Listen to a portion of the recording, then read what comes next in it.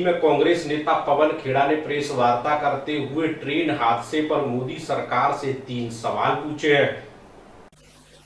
नमस्कार साथियों, उड़ीसा में बालासोर में जो कल हृदय विदारक परसों जो ट्रेन हादसा हुआ, जिसमें 288 लोग मारे गए, 1100 के लगभग घायल हुए। हमारी संवेदनाएं उन तमाम परिवारों को जिन्होंने अपने प्रियजनों को गंवाया है। साथ ही ओडिशा पुलिस, एनडीआरएफ, ओडीआरएफ और भारतीय सेना को धन्यवाद, जो पीड़ितों की मदद के लिए तत्परता उन्होंने दिखाई। और ओडिशा के लोगों की जो मानवीय छवि देखने को कल मिली, वो इस देश की मानवीय छवि है।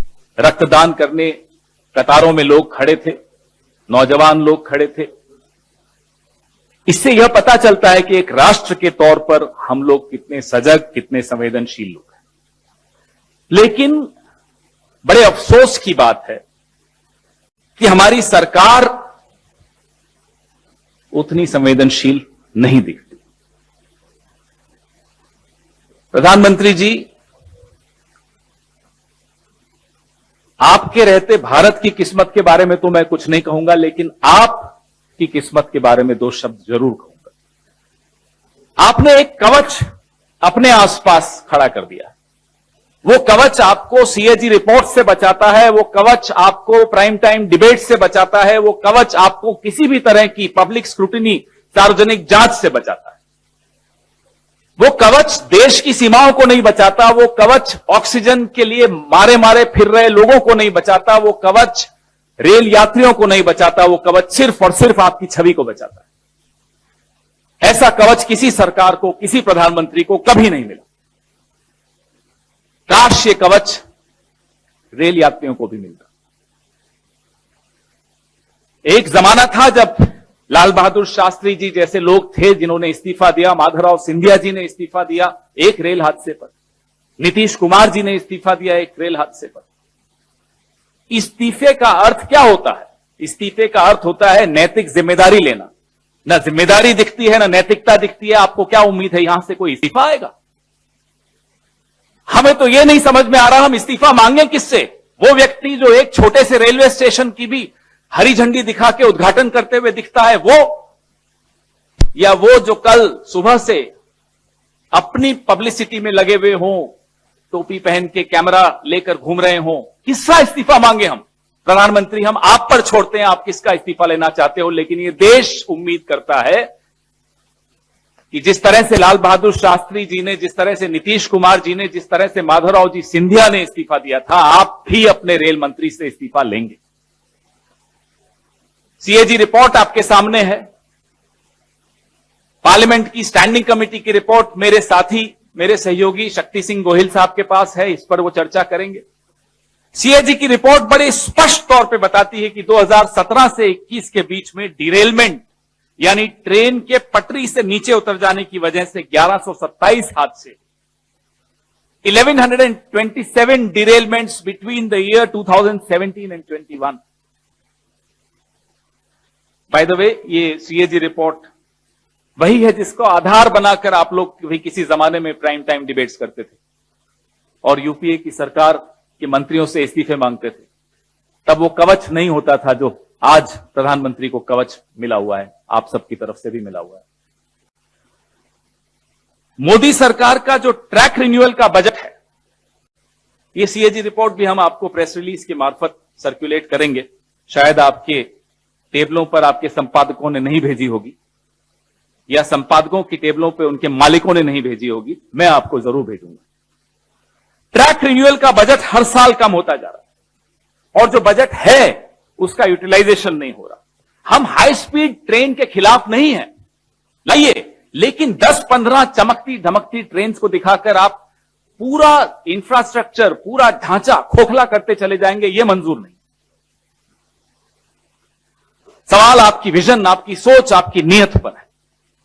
रेल मंत्री के ट्विटर रिप्लाईज अगर आप देखें तो जो आम डब्बे होते हैं, जनरल डब्बे होते हैं, बोगियां होती है, उनकी स्थिति आपने देखी होगी। यही कोरोमंडल एक्सप्रेस का कुछ दिनों पुराना, अगर आप रेल मंत्री की टाइमलाइन पर जाएंगे तो आप देखेंगे वीडियोस, सांस लेने की जगह नहीं होती।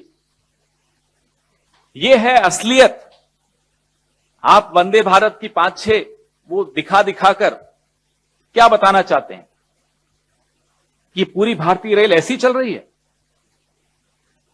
70 साल अलग अलग सरकारों ने भारतीय रेल को एक भरोसे की सवारी बनाया था। आप मित्रजाल में फंसकर आम नागरिक की चिंता छोड़कर सिर्फ और सिर्फ चमकती धमकती पीआर के ऊपर के चक्कर में पड़ गए। खुद रेलवे मंत्रालय की रिपोर्ट बताती है कि रेल विभाग में 3,12,000 भर्तियां खाली पड़ी हैं। रेल का बजट आपने खत्म कर दिया, भर्तियां आप भर नहीं पा रहे। हमारा इतिहास तो देख लीजिए, उससे तो सीख लीजिए कि कैसे जिम्मेदारी लेते थे, कैसे नैतिकता थी। लेकिन अब आपको एक नीति छोड़नी पड़े, प्राण जाए पर पीआर न जाए, यह नीति छोड़नी पड़े। अभी 9 फरवरी को शक्ति भाई और मैं अभी चर्चा ही कर रहे थे, 9 फरवरी को यह एक आंतरिक रिपोर्ट है जो ऐसा ही हादसा होते होते बचा, उसके पश्चात की रिपोर्ट है। ये रिपोर्ट भी मैं आपको सर्कुलेट कर रहा हूं, हस्ताक्षर हैं इस पे साउथ वेस्टर्न रेलवे के एजीएम के, principal chief operations manager South Western Railway. जब वो बता रहे हैं कि ये सिग्नलिंग जो इंटरलॉकिंग सिस्टम है, इसमें खोट है, अगर जल्दी ही इस खोट को दूर नहीं किया जाए तो इस तरह के हादसे होते रहेंगे।